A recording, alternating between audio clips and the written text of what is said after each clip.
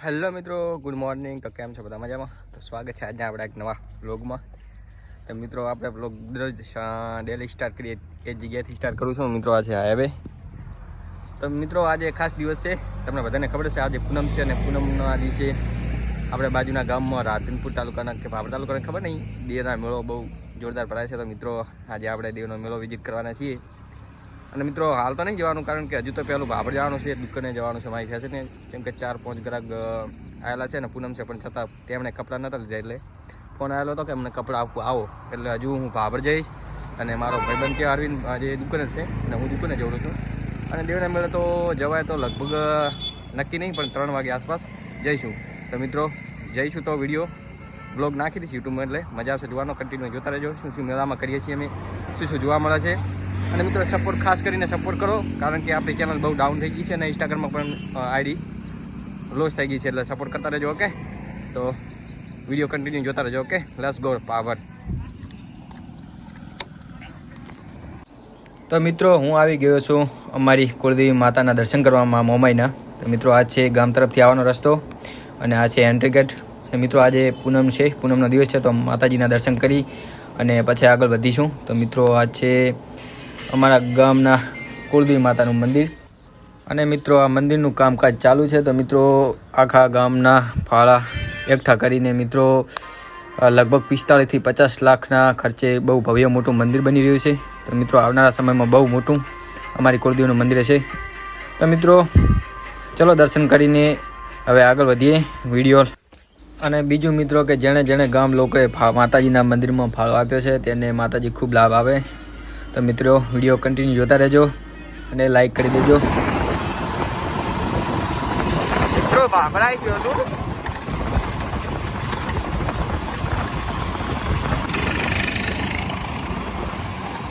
મિત્રો તો પાછળ છે માહી ફેશન, આપણી દુકાનમાં આવી ગઈ છું. અને જુઓ મિત્રો પૂનમના દિવસે ટોટલ દુકાનો બંધ છે તિરુપતિમાં, ટોટલ.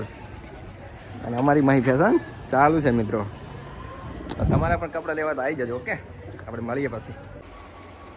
તો મિત્રો જુઓ દુકાને આપણે કપડાં બધા ગ્રાહકને હાલ દીધા છે અને બસ સમેટી અને નીકળીએ છીએ એને મેળે. તો મિત્રો વિડીયો કન્ટિન્યુ જોતા રહેજો. ઓકે,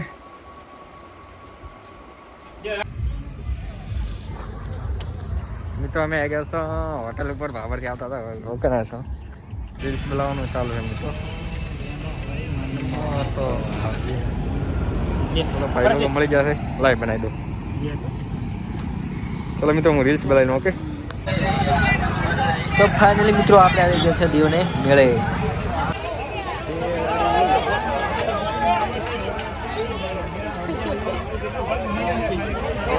જો મિત્રો પાછો શેરડી વેચાય એટલે દેવના મેળામાં.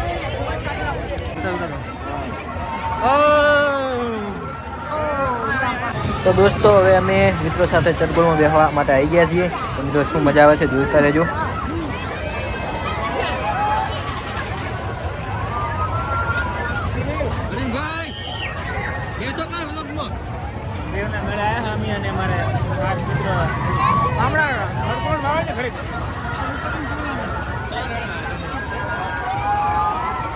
તમે કઈ કહેશો? બસ લાઈક ફોલો શેર સબસ્ક્રાઇબ. હા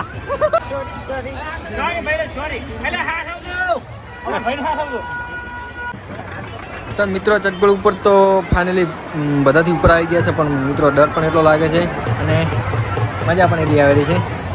તો કોણ ચટગોળમાં બેસતા ડરે છે અને બીજાય છે તો મિત્રો કમેન્ટ કરજો. ઓકે, મને તો થોડો ડર લાગેલો છે, પણ એડજસ્ટ કરી લઈશું, મિત્રો સાથે છીએ એટલે.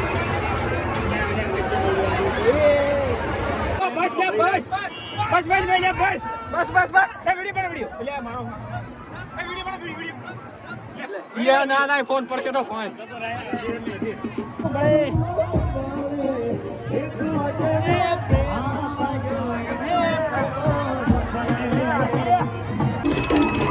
હવે આપણે આવી ગયા છે બીજી ચટગોળ. મિત્રો આ ચટગોળનું નામ નથી આવડતું, પણ આ મિત્રો રમણ ભમણ જેમ ભમે છે એમાં બેસી ગયા છે. હવે શું થાય છે જોતા રહેજો.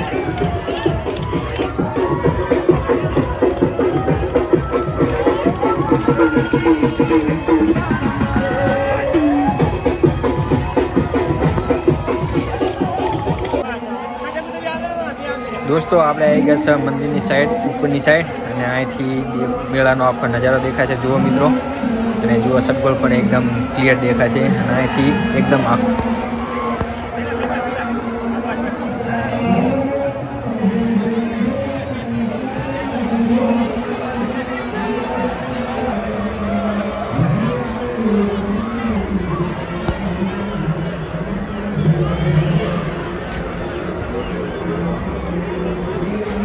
આવે છે અને મિત્રો આ સાઈડ છે પાછળ માતાજીનું મંદિર તો મિત્રો કોણ કોણ મેળા આવ્યા છો કોણ કોણ દર્શન કર્યા મિત્રો કમેન્ટ કરજો